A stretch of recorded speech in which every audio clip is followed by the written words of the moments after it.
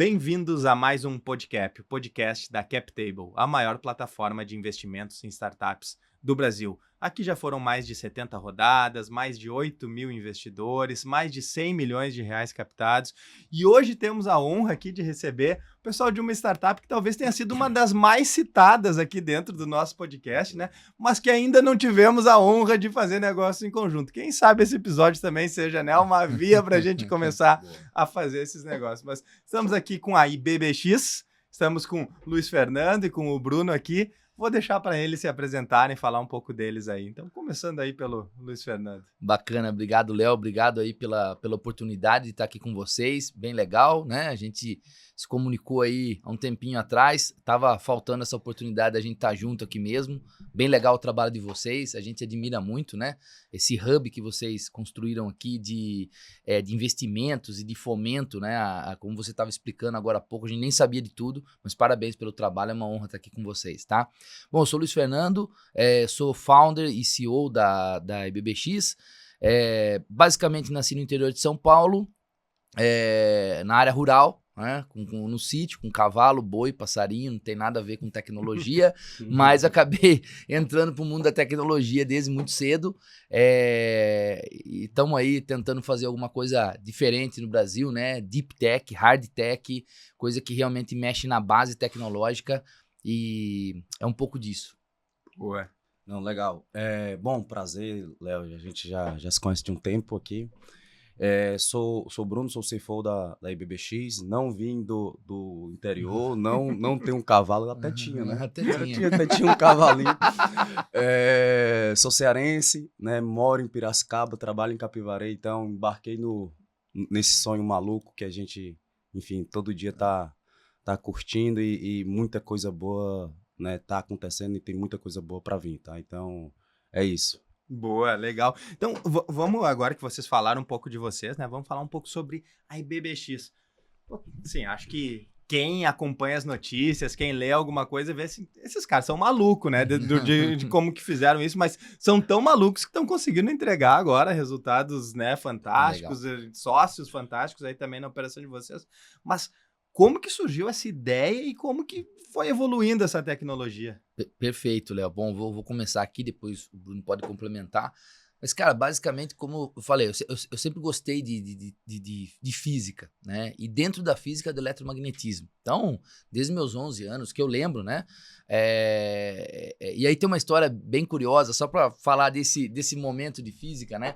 A minha avó, ela vai fazer 85 anos, agora em maio. Tá? Dia 9 de maio ela faz 85 anos. E aí, há um tempo atrás, eu cheguei lá e ela perguntou o que eu tava fazendo, né? O que você tá fazendo e tudo mais. Tal. Daí eu expliquei. Daí ela falou, nossa, pô, desde quando você era pequenininho você gostava disso, né? Eu falei de eletrônica. Você matava mosca na parede e tentava ressuscitar com um fiozinho com uma pilha. Eu falei, puta, minha avó já tá, né? Já deve estar com alguma coisa na cabeça, a idade, né? Pô, não é isso, né? E a cidadezinha que eu nasci chama Mombuca. A cidadezinha tem 5 mil habitantes. Então tem aquelas vendas ainda, sabe? Que o pessoal vai entregar a compra em casa, né? E eu cheguei nesse mercadinho e aí tinha um funcionário muito antigo lá do mercado. E aí ele perguntou o que eu tava fazendo. Agora, você faz, sei lá, menos de um ano. E aí eu falei, ele falou, pô, verdade, eu lembro quando ia lá entregar a compra, você matava umas moscas. Eu falei, puta, ressuscitava. Eu falei, acho que eu era louco mesmo, não é minha avó não, que não tá batendo bem. É eu que nunca bati bem. Mas então eu sempre gostei de coisa diferente, desse tipo de coisa, né? E aí, quando eu fui trabalhar, eu comecei a trabalhar na indústria, né, diretamente em grandes fábricas e tudo mais, e basicamente a construtora que eu trabalhava, ela fazia turnkey. Então a gente ia desde a construção civil para a indústria até a parte de automação. E o que acontece? Essa parte de automação, quando a gente instalar os painéis de lógica, né, os painéis lógicos programáveis, os CLPs, né, como são chamados, o pessoal sempre reclamava, pô, tá tendo muito ruído de linha, tá tendo muito ruído eletromagnético, e eu, como gostava, queria entender de onde estava vindo aquele ruído eletromagnético. E quando eu fui estudar esse ruído, para tentar entender de fato, comecei a ler muitos livros, tudo mais, a gente viu que aquilo era uma região da área de radiação, de uma antena, né? Você tem uma antena e um motor dentro da indústria acaba sendo uma antena, porque ele radia onda eletromagnética, o motor elétrico, né? E daqui para frente nós vamos ter muito mais disso, porque os carros elétricos são motores elétricos, igual existe na indústria. Então você tem muito ruído eletromagnético, né? E esse ruído eletromagnético, o motor ali, ele perde 2, 3, dependendo do motor, até 10%, dependendo 1% menos, em campo eletromagnético. Então são verdadeiros quilowatts de energia perdidos hoje dentro das indústrias em campo eletromagnético.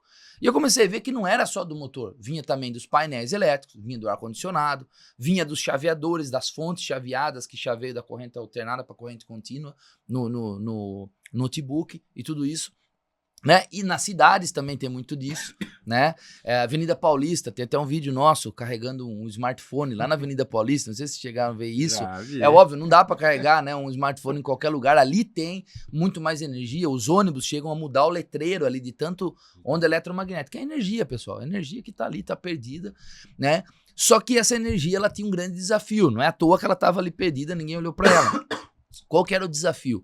O desafio é que ela está dentro de uma região da irradiação que se chama área reativa do campo eletromagnético.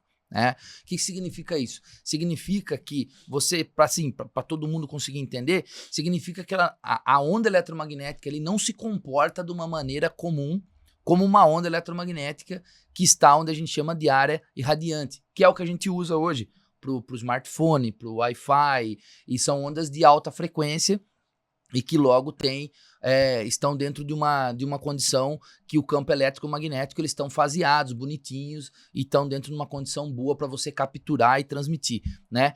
Então tinha esses desafios, os livros convencionais não adentravam esse desafio de maneira, como posso explicar, de maneira detalhada, porque não resolviam esse desafio.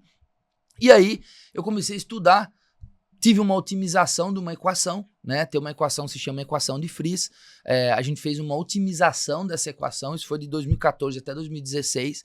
Essa otimização, ela permitia ver o quanto estava sendo capturado, porque nem equação para isso tinha. Então é antes do Deep Tech, a gente foi lá na base mesmo, matemática, na ciência, na base matemática do negócio. E um belo dia a gente resolveu a montar uma empresa que tirava energia do ar. Foi mais ou menos assim. Eu e um dos meus co-founders, o William Aloisi, que é um cara fantástico. O William, ele foi executivo da Saint-Gobain. Durante muito tempo a gente se conheceu lá no laboratório, no Centro de Pesquisa e Desenvolvimento da Saint-Gobain, onde eu também trabalhei. E a gente resolveu, cada um ir para ele sair da Saint-Gobain, tinha 19 anos de Saint-Gobain como executivo. Eu saí de onde eu estava, a gente saiu e montamos a IBBX para fazer isso, tá? Então, assim, esse foi o começo da história e foi praticamente isso que aconteceu, e depois a gente discorre mais aí ao longo do episódio. Boa, legal ouvir isso, que é antes da Deep Tech, né? Então, foi uma evolução de uma fórmula matemática virando uma startup. De conceitos, né? Além da fórmula, de conceitos, né, de como capturar, como enxergar, não é nem capturar, como antes enxergar, conseguir calcular, para depois capturar, antes da POC, antes do... Imagine o desafio dele de trazer investimento para um papel, de uma fórmula matemática. Né? E acho que aí tem uma história que tu já me contou, que era as captações de investimento, as primeiras conversas com investidores, era um desenho num guardanapo, né? Era isso?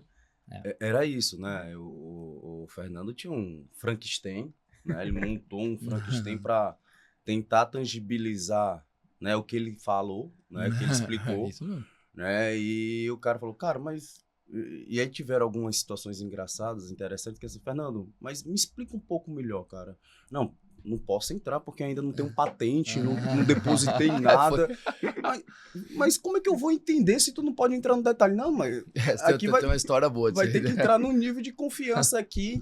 Então ele teve. E aí, enfim, a gente tá um irmão aqui, mas ele teve um desafio, ele, o William, né, e um grupo de pessoas aí de trazer outros loucos, né? Porque imagina investir num processo desse, onde cadê a aplicação?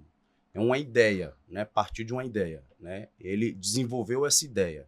Essa ideia virou um Frankensteinzinho ali. que é uma aplicação que era acender um LED, né? Era acender um LED, gerar uma tensão no Gerar uma multímetro. tensão no multímetro para acender um LED, né? E você mostrar o seguinte, cara, mas eu não posso detalhar como é que eu chego nisso porque eu ainda não me sinto protegido para falar. Então, realmente, assim, conseguir qualquer dólar nesse processo, eu acho Qualquer um real de dólar. real, acho que foi um negócio realmente, assim, muito diferente e eles tiveram muita habilidade de fazer isso, né?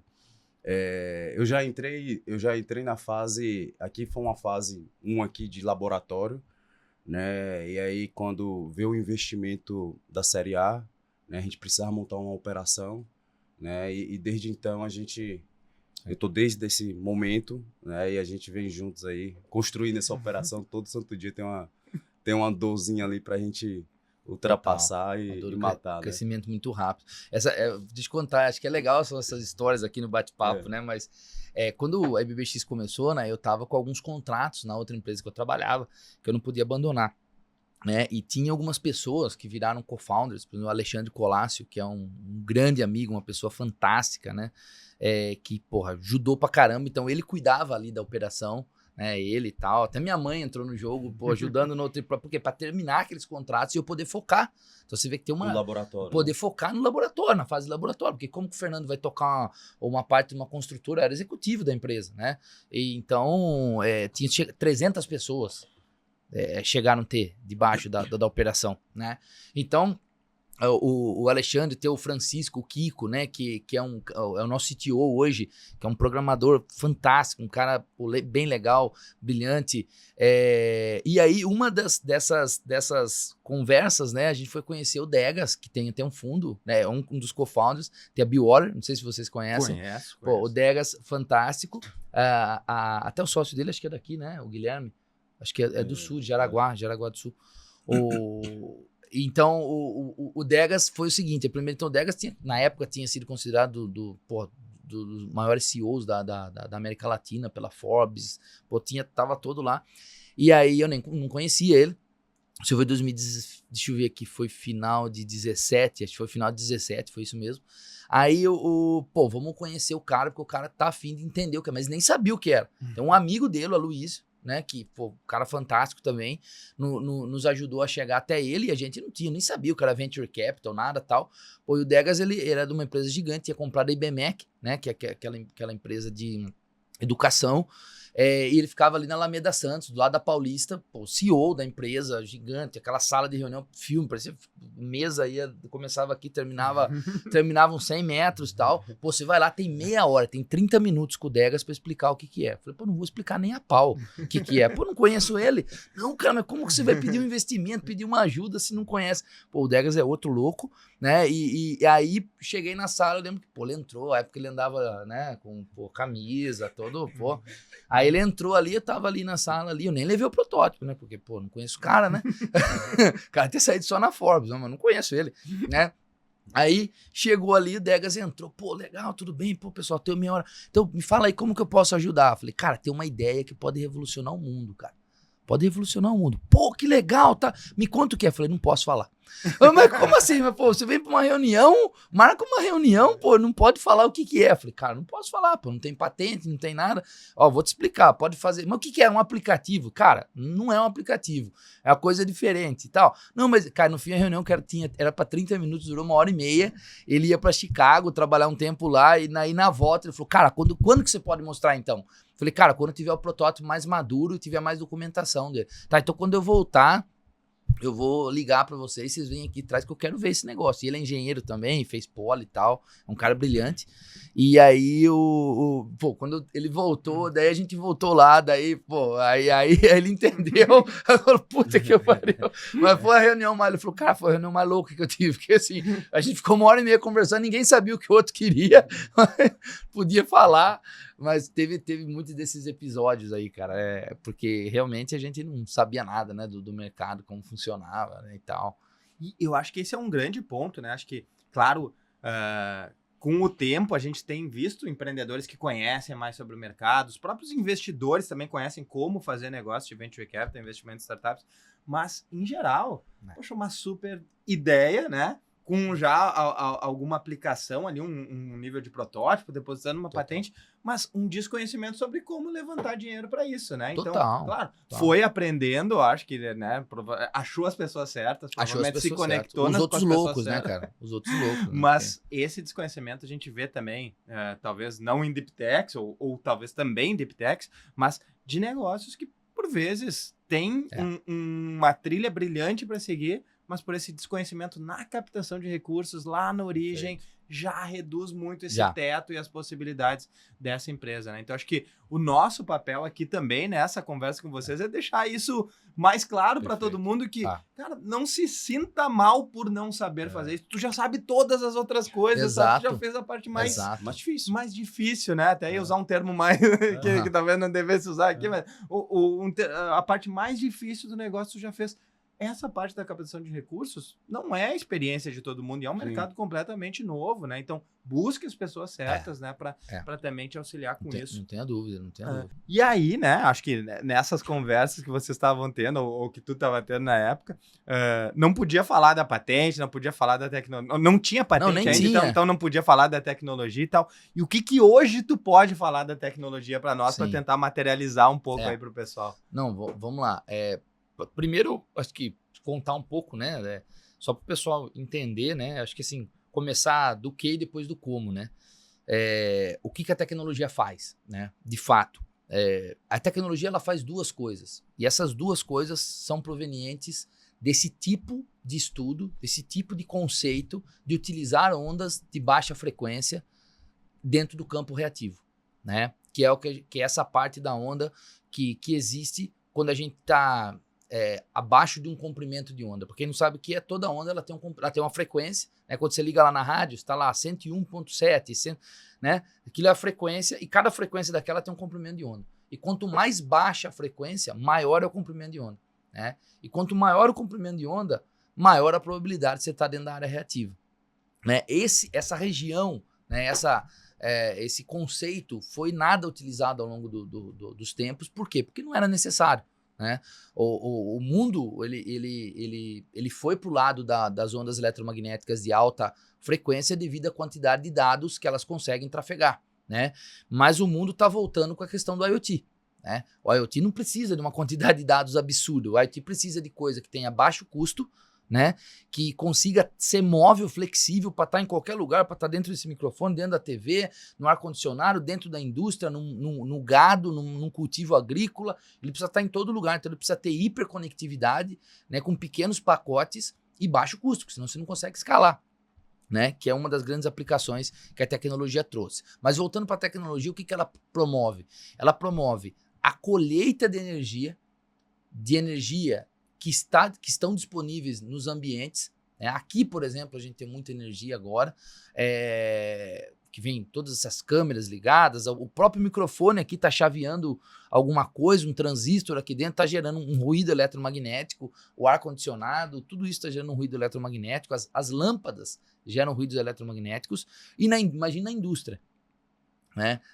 Na cidade, num grande centro com um monte de cabo, um monte de fio, cara, isso aí gera muito ruído eletromagnético. Então a gente captura essa energia, certo? Utiliza essa energia para alimentar pequenos dispositivos, já vou falar quais são, certo? E por esse mesmo tipo de onda eletromagnética, que são ondas de baixa frequência, a gente consegue transmitir dados sem a necessidade de Wi-Fi, de Bluetooth, de 3G ou de 4G, do endpoint, que é o sensorzinho que está lá na ponta, até o gateway. Depois, para entrada na nuvem, na rede, a gente usa os protocolos convencionais.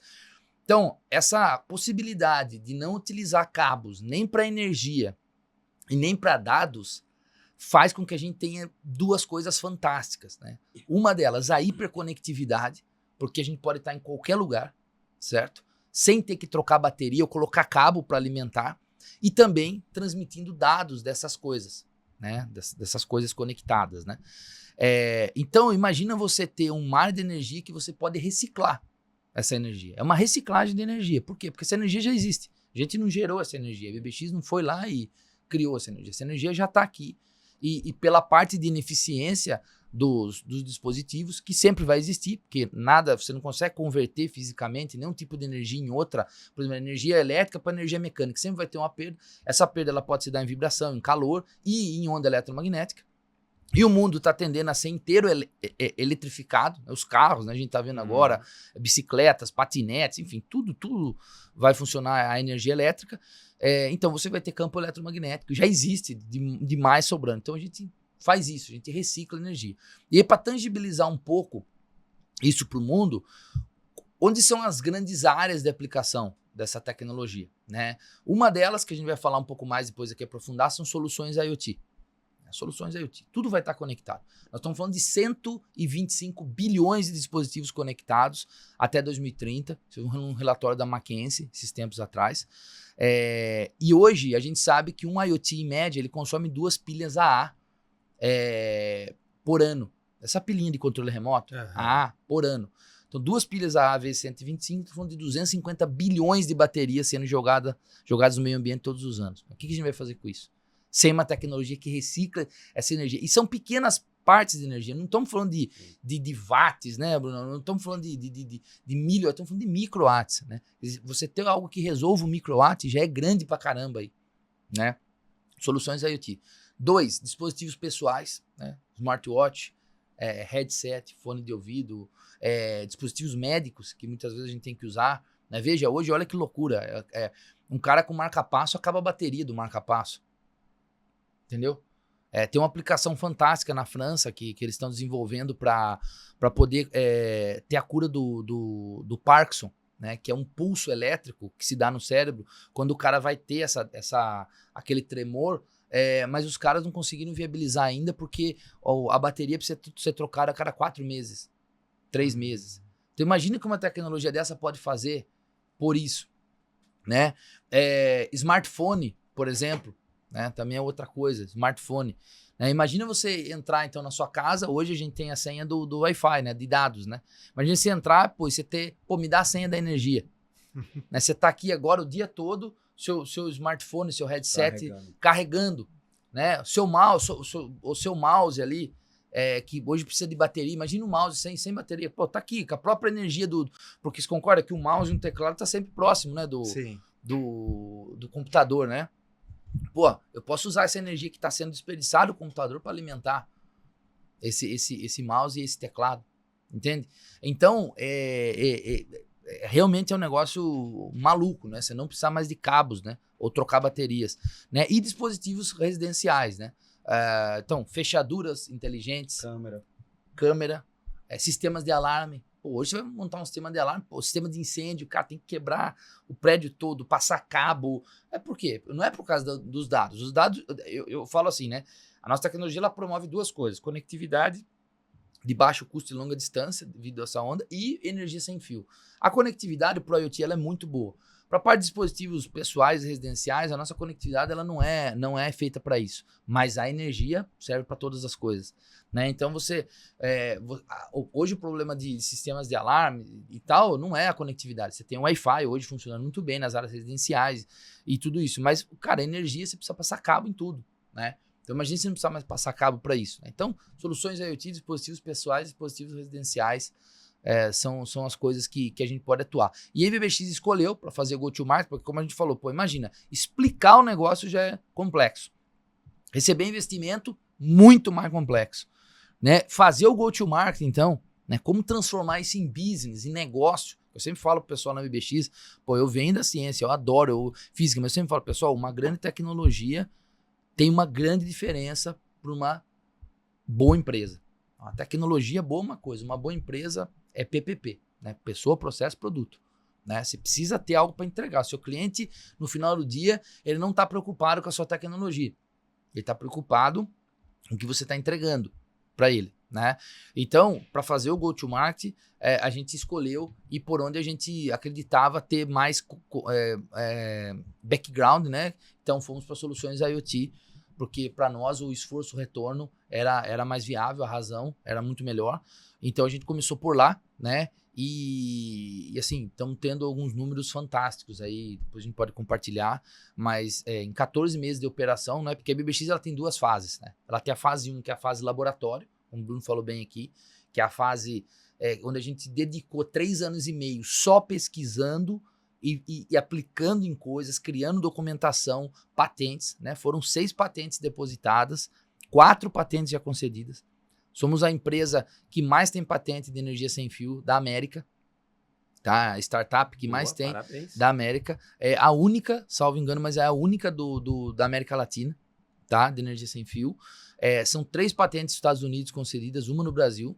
Essa última patente que a gente recebeu foi fantástica porque ela, vamos dizer assim, ela bateu de frente de patente, não vou falar nomes aqui, mas com patentes de gigantes, de empresas gigantes, né? Porque quando você deposita patentes, né? O examinador do país, ele fala, mas já tem isso aqui, ou melhor, outra empresa depositou isso. Aí você fica quase que num páreo ali para entender quem, e a IBBX levou essa patente. Então, assim, é muito orgulho para nós mesmo no Brasil estar fazendo um negócio que realmente não é commodity, né? Não é algo que todo mundo faz, não é algo que é fácil, sabe, que dá para fazer em massa. Não, a gente está fazendo uma coisa que realmente pode transformar vidas ali ao entorno da empresa, de fato poder ter valor agregado em tecnologia e chegar até na área da semicondução.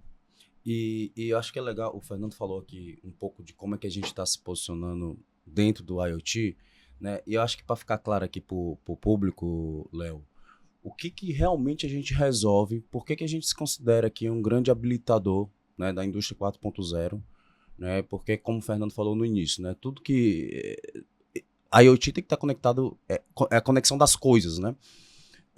Significa que esse negócio, né, quando você entende, analisa, esse negócio tem que parar de pé, né? Tanto essa hiperconectividade que ele citou, como custo, né? Você não vai colocar um sensor para medir algo se aquilo, gera um custo adicional, se aquilo não está lhe retornando como você espera, né? E dentro do IoT, né, eu acho que tem 2, 3 grandes dores ali que a tecnologia resolve, né?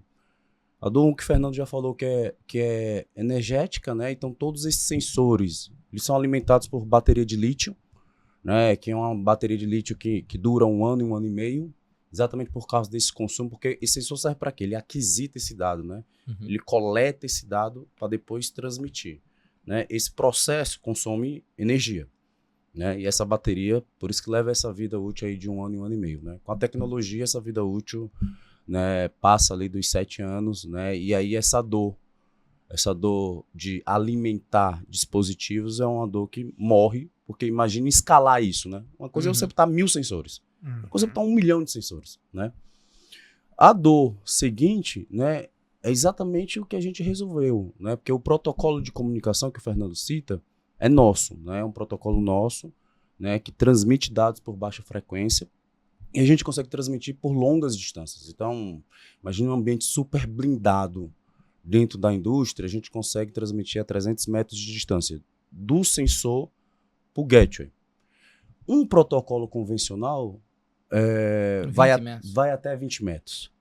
Então, dentro da indústria. Em ambiente aberto, a gente já tem aplicação que atingiu 30 km de distância. Caramba! Então, isso, de certa forma, né, até a nossa tecnologia, ela nos proporcionou para a gente democratizar toda essa cadeia, né, de ponta a ponta e de fato, ter gerar retorno para o cliente. Né? Porque no final do dia, o Fernando falou, o cliente, legal tirar a energia do ar, mas quanto é que me reduz de custo? Quanto é que aumenta de produtividade? Né? Ele quer saber isso, né? E tendo isso por trás, né, a gente consegue praticar preços, né, muito, eu te diria assim, muito abaixo do mercado, né? Não tem nenhum outro player, né, por causa da tecnologia, consegue praticar preços que a gente consegue praticar.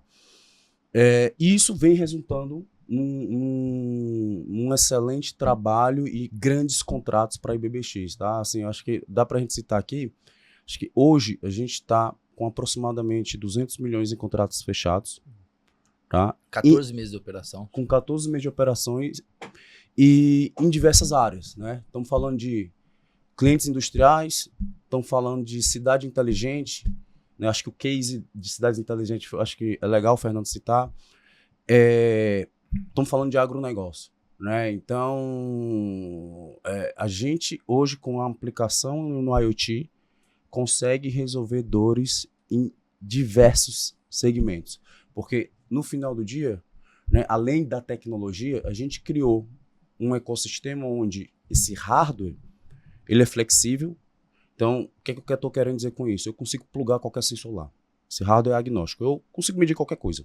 Né? O Fernando falou, do cabeça do gado até turbina de avião. Né? A gente consegue coletar dado dessas coisas. E através disso, né, a gente, desse hardware flexível, a ponta desse negócio é um software também super flexível, que a gente brinca aqui e diz que é o nosso Power BI. O cara consegue montar qualquer coisa lá, é no code, o software. Então, esse ecossistema todo, no final do dia, gera inteligência para o cliente para reduzir custo, aumentar a produtividade, em determinados casos, segurança do trabalho, porque é uma máquina que o cliente não pode, né, como é que o colaborador vai meter a mão num negócio que, enfim, corre risco de vida. Exato. Né, e tudo, né, num negócio envelopado ESG, né, porque a gente, no final do dia, estamos coletando energia, reciclando energia, né, gerando dados para tomada de decisão, né, então, assim, é um business, né, que tem uma pegada muito a tecnologia que tem uma pegada muito forte de ESG também, tá? Então, esse é o nosso... É assim que a gente tem se posicionado no IoT, né? Por isso esses grandes contratos e por isso que a gente está conseguindo ter sucesso. Eu vou querer entrar nesses temas agora, porque cada vez que a gente conversa com o Bruno, né? Foram algumas conversas, não foram... Poderiam ser mais, né? Mas já foram algumas e assim, acho que tem a parte de o que é a tecnologia, o que é a patente, né? O que são os protocolos, e tem a parte da aplicabilidade disso. Cada vez, em cada conversa que a gente tinha, pô, as aplicabilidades que vinham na cabeça, algumas citadas por vocês, mas outras que vinham na nossa cabeça, assim, eram gigantes. E vocês escolheram focar em alguns determinados nichos, que é o go-to-market de vocês. Eu lembro de um colega nosso aqui numa das conversas que a gente teve, que a família dele é toda ligada ao mercado de energia, né, de alguma maneira. Então, geradores, as próprias energias que já estão nos postes aí, né, no cabeamento e tudo isso. E onde ele viu uma oportunidade que ele, depois da conversa, ele disse, cara, quando a gente pega uma concessão, alguma coisa, tem toda a parte de medição dessa energia. Alguém precisa ir na tua casa, olhar o relógio para ver quanto que está marcando o relógio, marcar isso no aplicativo. Se não conseguiu marcar, fazer a média dos últimos meses para depois tentar fazer uma cobrança. Cara, eu não preciso disso. Se eu tenho esse tipo de aplicação. E aí, eu quero entender um pouco mais dos cases de vocês, né? De quem que já está contratando, onde que vocês estão mirando, para entender o foco e até materializar um pouco do que essa tecnologia virando negócio, virando redução de custos ou outras coisas aí dentro dessas empresas, ganho de produtividade, né? Imagino que, sei lá, uma fábrica parar para tentar fazer uma manutenção preventiva de equipamentos, que ela poderia ter essa informação de antemão, um hospital que muitas vezes tem que parar ou na hora da necessidade descobre que determinado equipamento não está da maneira ideal, né? Acho que o Fernando pode falar bem do que você citou agora do GTD, né? Eu vou falar de uma aplicação que eu gosto muito, né, que ela é relativamente... Eu me perguntava assim, caramba, como é que isso não existe? Né? É sempre assim, né? No final do dia a gente fica assim, cara, não é possível, cara, que esse negócio é dessa forma, né? Falar de concessão, né? A gente tem um cliente, né, que tem concessões de rodovias, tá? Ele precisa, né, ter esse pedaço da concessão iluminado. Então, todo santo dia, ele botavam pessoas no carro para ir todos os quilômetros, os milhares de quilômetros de concessão, 2 pessoas no carro, olhar lá na quilômetro 36, luminária queimada, anotar, ligar para o time de manutenção. No dia seguinte, o time de manutenção ia lá e trocava essa luminária. Por que ele fazia isso? Né? Eu fazia isso, né? Porque agora a gente resolveu esse problema. Se acontecesse algum sinistro naquele ponto escuro, quem tem a concessão poderia ser multado em até 3 milhões de reais naquele ponto. Então, para ele é muito simples. Faz sentido eu ter esse trampo, né? Gerar toda essa logística e esse custo para manter aquilo. o Fernando, né, e outras pessoas, e aí o Fernando tem muita habilidade de achar essas aplicações, né? Cara, por que a gente não faz uma luminária inteligente, né? Onde eu plugo o nosso sensor, né, exatamente junto com essa luminária, né, integro esse negócio, a gente embeda hoje, né, e gero predição, né? Eu consigo dizer quando aquela luminária vai queimar. Então, em ter uma equipe de manutenção grande para fazer esse negócio, vai ter um cara numa sala, um cockpitzinho, analisando, programando a manutenção. Resumo da ópera, tá?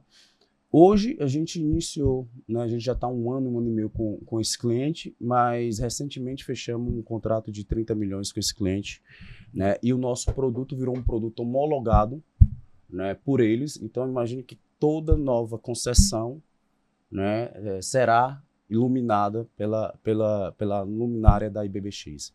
Tá? Então essa é uma aplicação que aparentemente é simples, né, mas gerava uma grande dor para o cliente e assim, e era um business assim, até engraçado, porque quando a gente conversa com outras pessoas, falam, não, cara, não entra nisso, isso dá um puta trampo, cara. Fizemos um produto, o produto está funcionando, né, para de pé, é um business case que para de pé, que gera retorno para o cliente, que gera retorno para a IBBX, está todo mundo feliz. Exato. Tá? Então, essa é uma aplicação relativamente simples, mas que resolve uma dor imensa, tá? Acho que o GTD é legal. O GTD a gente tá entrando exatamente no que você citou, tá? Exatamente. Não, e assim, perante até o case que o Bruno comentou, né, da iluminação inteligente, o que é importante todo mundo entender, né? E aí, estamos agora funilando pro nosso go-to-market, que foi soluções IoT, né? Soluções de monitoramento, controle, automação já existem há 20 anos, certo? Você tem indústrias hoje automatizadas de baixo até em cima, tudo. Qual que é o grande lance? O que não existe ainda é a hiperconectividade, né? É você poder ter conectividade, poder aquisitar dados aonde você gostaria, mas o valor, o custo ainda não possibilita. O custo é o custo no final do dia, mas assim, dentro do custo você tem várias camadas, né? Que é, por exemplo, dificuldade de chegar com infraestrutura, dificuldade de adentrar certos locais no equipamento ou a distâncias absurdas, como é o caso da iluminação. Pô, essa concessão que o Bruno citou tem mais de 1.200 quilômetros. É a maior rodovia sob concessão do país, né? Então, imagina, como que você vai passar cabo nas luminárias ou você vai ter conectividade ao longo da rodovia toda para aquelas luminárias? Pô, tem lugar que fica um quilômetro sem 3G, 2G, 4G, não tem como. E aí, assim, até daria para ter, mas o custo é inviável, é mais fácil você continuar mandando a pessoa lá monitorar. Então, a tecnologia nossa, no final do dia, o core dela é democratizar a hiperconectividade, democratizar o IoT. Né? Porque no final do dia, o que é o IoT? O IoT é a questão do monitoramento, controle e automação, utilizando nuvem, inteligência artificial, utilizando ferramentas modernas, né, da quarta revolução industrial. Né? E a gente habilita isso. Né? E, como você falou, um dos casos hoje é o Smart Metering. Como você está falando, isso aí tem um nome já no mundo todo, se chama Smart Metering, que é você medir energia elétrica do consumidor final, né? Você medir gás do consumidor final e você medir, por exemplo, água do consumidor final, né? Hoje a conta de água, de energia ou de gás em cidades que utilizam gás encanado, ela é uma surpresa. Ninguém sabe. Você sabe quanto você vai gastar esse mês? Eu acho que eu sei porque, pô, isso aí todo mundo. Então, agora imagine se você tivesse um app, né? Você tá aqui, pô, caramba, deixa eu fazer minha previsão esse mês. Puta, já tô no dia, hoje é dia 20, dia 20, né? Dia 20, pô, hoje é dia 20, cara, já gastei R$200. Gastando R$100, né, a cada 10 dias, cara. Vou gastar R$300 esse mês. Cara, é o seguinte, já quero... Isso é a indústria 4, é a revolução industrial, a quarta revolução. Nossa, eu já vou pegar aqui no meu app, como eu já tenho automação dentro da minha casa, então eu já vou regular aqui para 2 minutos de chuveiro, para isso, depois vou deixar tudo organizado para que eu consiga atingir 230 e não 300 no mês. Eu posso gastar mais R$30 esse próximo... Entendeu? Então... Isso você precisa de dados, você precisa de hiperconectividade, você precisa estar conectado no chuveiro para poder fazer um time nele, para poder ligar e desligar, você precisa estar conectado sabendo quanto você vai gastar de energia, cara, você precisa de um monte de coisa para fazer isso, numa casa, imagine uma indústria, imagine uma fazenda, imagine uma cidade, né? Então, isso é hiperconectividade. Sem essa hiperconectividade não existe isso, né? Uma frase que a gente ouve muito, né? É que os dados são o novo petróleo, né? Ou seja, por quê? Tem que ter uma lógica nisso, né? Porque o petróleo, ele é muito rico, né? Em um monte de coisa, mas você não abastece lá no posto com o petróleo, né? Você não vai lá e põe petróleo no tanque. Você coloca gasolina, você tem que refinar. Então, o dado é o novo petróleo, porque você precisa refinar ele com inteligência artificial para ele gerar a informação que é o que você usa. Mas se o dado é o novo petróleo, o IoT é perfuratriz, né? Sem a hiperconectividade, você não tem a perfuratriz do petróleo para levar ele até o refino, né? Não funciona, né? Então, essa aplicação que eu estou falando é um conceito, inclusive, de um estudo do pessoal, eu não lembro que universidade que é a casa inteligente, é o conceito da casa inteligente, que não é só ir lá e erguer persiana e baixar a persiana no Wi-Fi, entendeu? Você fala, não, minha casa é inteligente. Não, sua casa é inteligente o dia que ela manter o custo dela conforme você quer, o dia que ela te der performance, isso é a casa inteligente, o dia que ela tomar decisão, o dia que a piscina se limpar sozinha, entendeu? Aí ela é inteligente, dentro de um custo que você quer. Para isso você precisa ter hiperconectividade, né? Então, o Smart Metering, qual é o problema hoje? Só de você começar a medir, que esse cara falou muito bem, ainda nós estamos ainda no conseguir medir. Existe Smart Metering hoje, né? Uma das empresas que nos buscou para isso, eu até perguntei, eu questionei, falei, cara, mas não tem Smart Metering hoje? Ele falou, cara, tem. A gente desenvolveu, só que qual que é o problema? 2, ele falou. Ele falou, um problema é o seguinte, eu preciso usar o Wi-Fi do dono da casa. E o Wi-Fi muitas vezes cai, o cara não quer porque acha que você vai estar entrando na rede dele, quando cai, ele tem que ficar resetando. Ele falou, cara, não funcionou. A gente fez um bairro, conceito, cara, no bairro já não funcionou. Imagina escalar para a cidade. Essa foi na cidade de Campinas. Então, já não funcionou.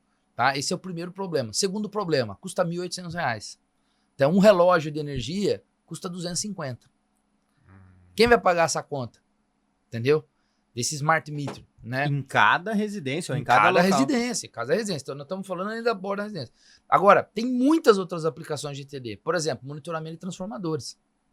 A IBBX hoje está desenvolvendo, né, junto com uma grande empresa, uma aplicação para monitoramento das unidades de transformação, com o objetivo de reduzir drasticamente perdas não técnicas, predição dos transformadores, porque hoje a maior parte de roubo, né, de furto de energia elétrica pode ser descoberta monitorando transformador a transformador. A maior parte de custo de manutenção dá para se fazer predição no transformador, certo? E inclusive quedas, né, de postes, de cabos. Imagine hoje cai uma energia na cidade, hoje a concessionária não sabe qual foi o local que caiu, qual foi o transformador que caiu. Ela sabe o bairro, dependendo se ela estiver na frente de uma subestação, como ela monitora a subestação ali, ela sabe, ó, depois dessa subestação, mas a subestação tem mais 30 mil pessoas na frente, certo? Tem mais 1.000 transformadores na frente dela, qual foi? Cara, eu sei porque na minha cidade funciona assim, você vê aquele caminhãozinho passando lá com uma escada em cima, tentando procurar aonde que foi, acho que foi ali, porque tem uma árvore que bateu num galho, acho que, entendeu? Então, você veja, tem muito mato alto ainda na hiperconectividade, em conectar coisas, né? Desde o poste, o transformador, a linha de transmissão, cara, muita coisa, né? O cultivo agrícola, tem muita coisa. E tu trouxe dos dados ali, né? Eu lembrei de uma experiência minha, agora há mais de 15 anos, e provavelmente não seja da mesma maneira, mas quando eu trabalhava numa grande administradora de condomínios, chegava o relatório do gás, escrito à mão, a medição de cada um.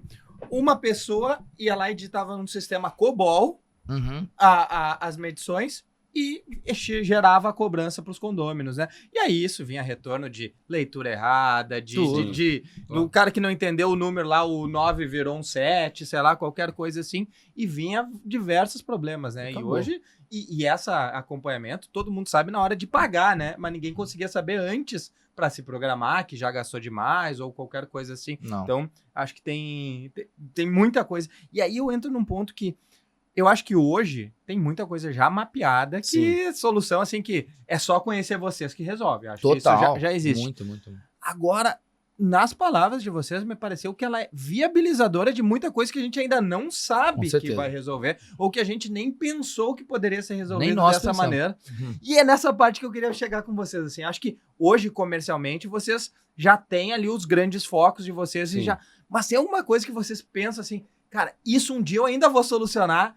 Comercialmente talvez não seja viável porque ainda não tem o cliente para isso, ou qualquer coisa assim, ou porque não tem uma escala mesmo, mas que vocês já pensaram lá deitado na cama de vocês de eu vou solucionar com a EBBX esse problema. Hoje ainda não dá, mas no futuro eu vou ser o cara que vai fazer isso.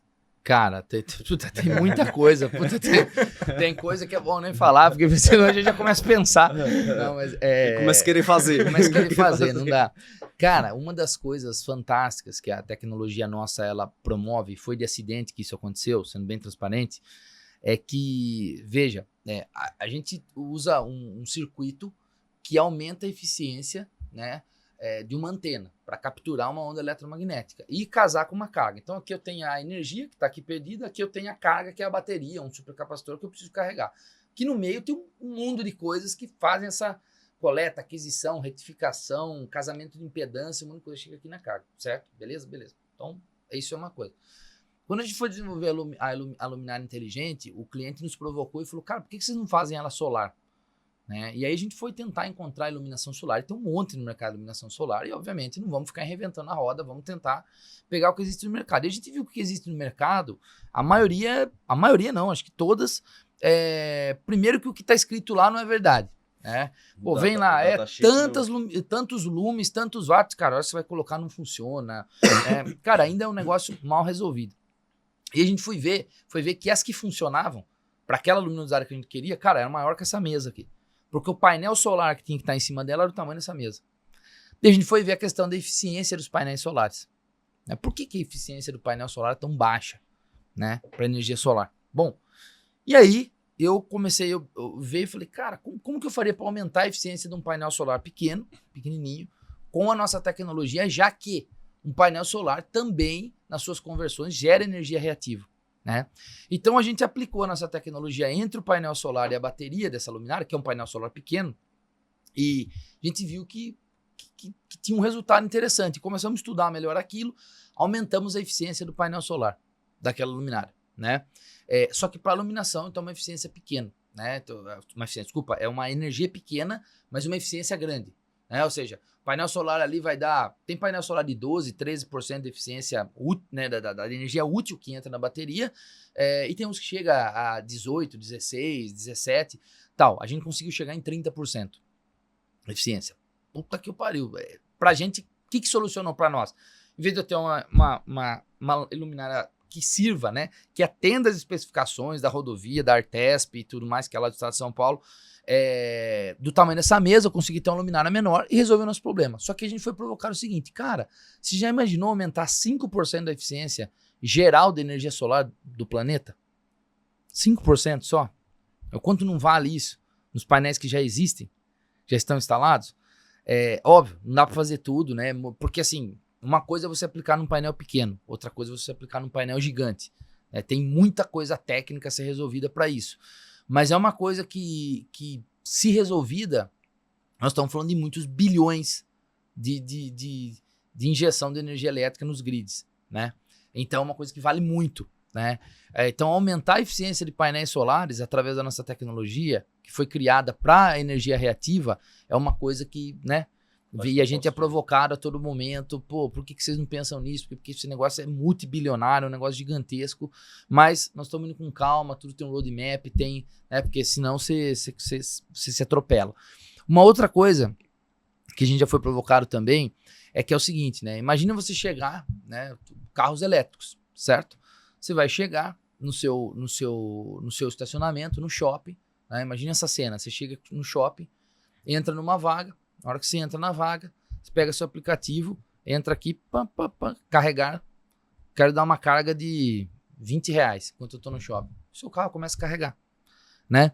Pô, como que isso é possível, né? Existe dentro do carro, embutido embaixo. Né? Imagina uma capinha de carregamento para o carro elétrico, igual a gente tem no celular, né? Imagina que a gente vai lá e instala um kit que vai, né, dentro ali do tanque de bateria do carro, embaixo, né? E embaixo, em todos os estacionamentos de carro, a gente tem uma antena em BBX que vai reconhecer ali, aí um protocolo simples, ali Bluetooth, Wi-Fi, pô, reconhece e você dá uma carga no carro ali a 30, 40 centímetros de distância, né, do solo até o carro. Imagina a maravilha disso. Ou na sua casa, né? Você não precisa chegar e pá, encaixar, né? Tem algumas empresas pensando nisso, a indução, né? Carregamento à indução. Aham. Mas aí sim você teria que ter toda uma dinâmica, teria que ter o solo, subir para encostar, igual é o smartphone, né? Sim. Mas sem fio, pô, tá um negócio fantástico, né? E assim, teoricamente é possível. A gente, obviamente, nem piloto, nem POC, nada, nunca fizemos isso. Mas são coisas interessantes, né? Mas eu acho que isso é o mato mais curto, né? Antes disso, que a gente quer fazer, isso nós vamos fazer, já tá dentro das possibilidades, temos protótipos, POCs, piloto, um monte de coisa. E em breve talvez a gente anuncie. Já temos o NDA com uma grande montadora de dispositivos pessoais e residenciais, tá? E a nossa ideia é lançar um primeiro produto totalmente livre não é nem de energia, de cabos, mas de baterias também. É um dispositivo que a gente usa no nosso dia a dia, mas que ele nem bateria ele tem, né?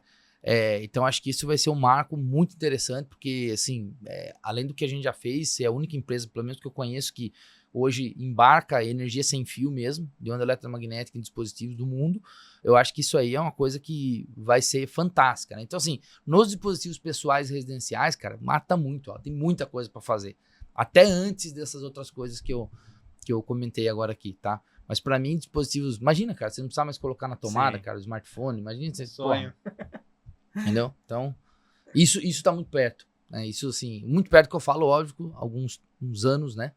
Talvez 2 anos, 3 anos, né? De desenvolvimento, porque aí não é mais a tecnologia, aí já entra parte de produção, burocracia, aprovações, Achar o parceiro certo. achar o parceiro correto, é muito mais negócio e operacional do que tecnológico já, entendeu? Pra nós, né? Hoje. Antes disso, vocês voltam aqui para contar como é que Claro. tá esses novos Lógico. produtos. Eu vou aproveitar aqui, a gente separou uns presentinhos para vocês aqui. Opa! Boa, Então, aí, obrigado, fiquem cara. à vontade aí também para abrir. Muito obrigado, viu? A produção aí preparou. Mariana, muito obrigado aí, Mariana, pela preparação Obrigado, Mariana. do episódio, também dos brindes aí. Vamos ver aqui. Pô, que legal, cara. Ó. Muito legal. Esse aqui eu uso bastante. Top. Muito Vamos ver, legal, vamos obrigado, ver Léo. aqui. Ô, top, hein? Obrigado, viu, pessoal? Obrigado Olha mesmo. aí, ó. Super Obrigado. legal. Obrigado. Tá valendo bem vir aqui no podcast da Cap Table, né? Opa. E eu acho que, já pegando o gancho da camiseta, também cada conversa com o Bruno tá com uma camiseta diferente lá. Ele diz, cara, eu uso a camiseta dos meus investidores, eu visto a camisa e aqui eu tenho bastante investidores para trazer isso. Então, se puder falar um pouco aí sobre essa rede de sócios, de parceiros, de investidores que vocês construíram, que acho que também é algo que deve gerar bastante valor para vocês no dia a dia. Alguns deles já participaram do podcast aqui, então vocês podem procurar aí. Bom, quando ele citar, vocês vão saber, né? Mas Indicator, DGF, então essa galera já participou aqui conosco. Então, e citou vocês, né? Acho que isso é um case que é bastante marcante para todo mundo, mas fala um pouco aí sobre esses sócios de vocês. Não, legal. A gente, como você citou, né? A gente tem um cap table aí recheado de pessoas, né? Fundos, né? Parceiros. Né, DGF tá com a gente, Indicator tá com a gente estava ontem, por exemplo, no evento, no Summit da Indicator, né, cria um ecossistema ali super legal ali com outras startups. Citrino, né, um outro fundo que também super parceiro, tá sempre junto com a gente, né, tô esquecendo alguém?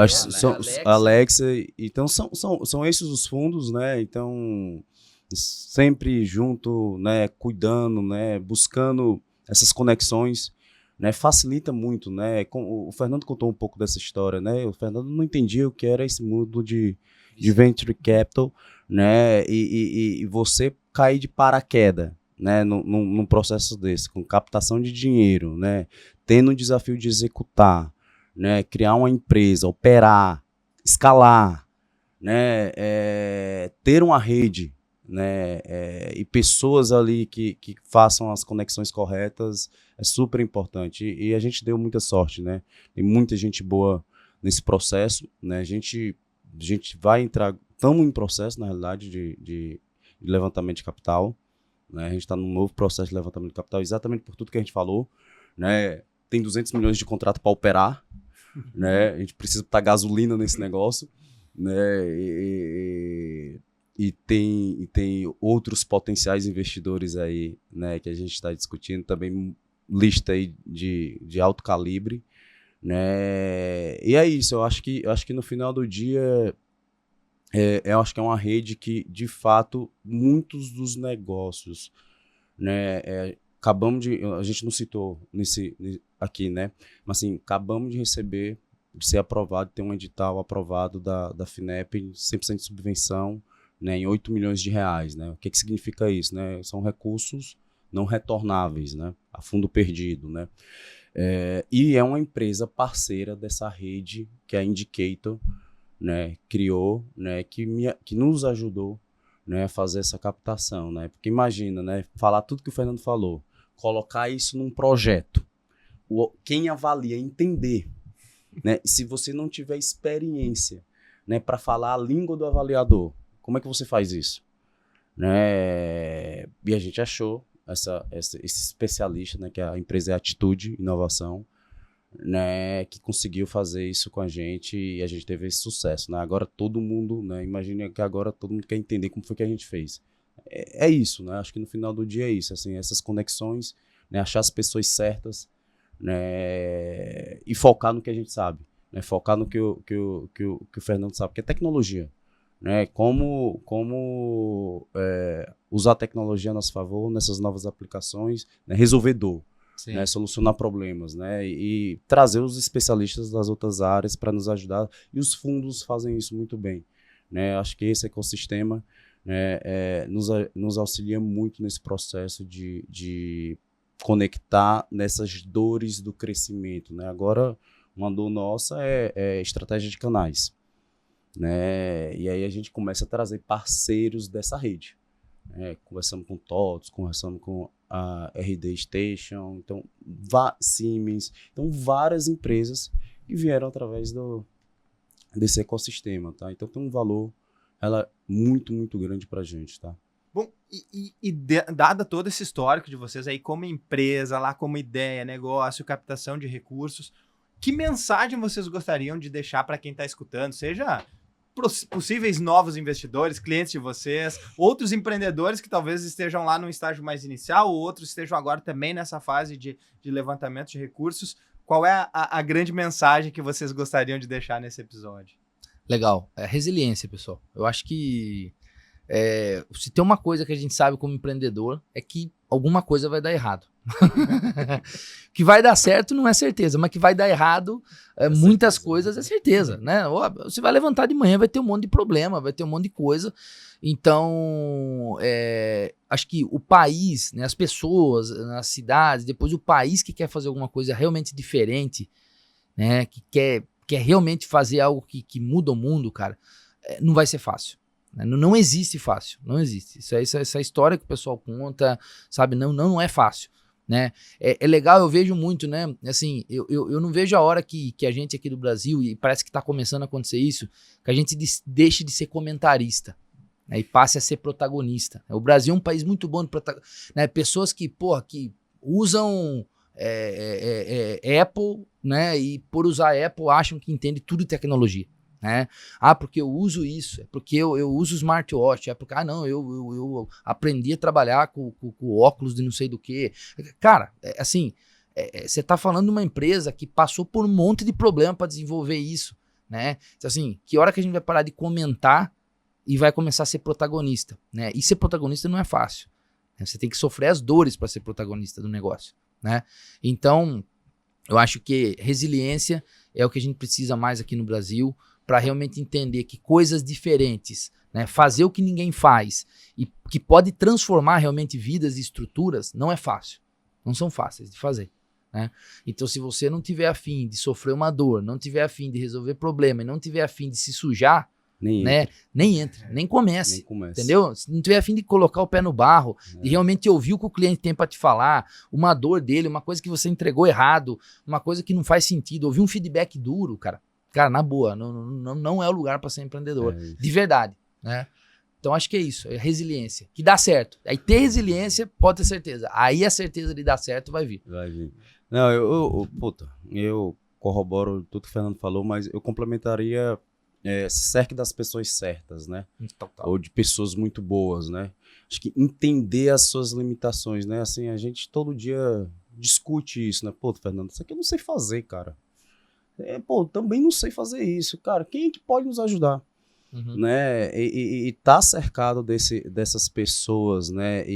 Porque no final do dia é isso, né? Puta, usando a IBBX como exemplo, um negócio, né, animal, né? É uma tecnologia super disruptiva. A gente tem um propósito, cara, maravilhoso, que é livrar a humanidade de cabos e baterias, né? Isso é tudo lindo, né? Mas no final do dia o negócio é feito de pessoas, né? E se a gente não se cercar bem, né, assumindo essas premissas que o Fernando falou, que é ter resiliência, né, para poder, né, mastigar esse dia a dia, que ele não é fácil, né, e enfrentar esse dia a dia, né, isso é um negócio que a gente tem nessa nova fase da companhia, né, um olhar muito crítico, né, e buscado esses talentos, né, para se cercar dessas pessoas, e quem tiver a fim de embarcar nessa loucura, né? Mande o currículo pra gente, né, Fernando? A gente tá contratando. Sempre. Porque é isso, no final do dia é isso. A gente quer passar por tudo isso, né? Enfrentar esses desafios, né? Com pessoas boas e curtindo, né? Se divertindo, que no final do dia é isso. Se a gente não tiver bem fazendo o que gosta, né? Nem entre, nem comece. E acho que até trazendo, né? Isso é uníssono em todas as conversas que a gente tem. A gente fala de tecnologia, a gente fala de capital, a gente fala de diversas coisas. E no fim a mensagem é sobre pessoas, né? Acho que sempre é sobre pessoas. Muito obrigado, BBX. Muito obrigado, Fernando. Obrigado, Bruno. A startup que vai nos tirar das tomadas aí, né? Também muito obrigado por todo mundo que nos acompanhou até aqui. Tendo mais dúvidas, querendo entrar em contato com eles, pode mandar mensagem para nós. Ali a gente faz a ponte. Certamente tem muita gente que quer ser cliente agora, né? E tá imaginando maneiras aí de conseguir se aliar e BBX dentro dos seus negócios. Onde vocês estão ouvindo esse episódio aqui, vocês têm outros episódios com investidores da IBBX, com outros empreendedores também que estão construindo coisas fantásticas. Podem sempre acessar lá o podcast da CapTable, as redes sociais, os canais onde a CapTable faz esse compartilhamento aí. Muito obrigado a todos e até uma próxima.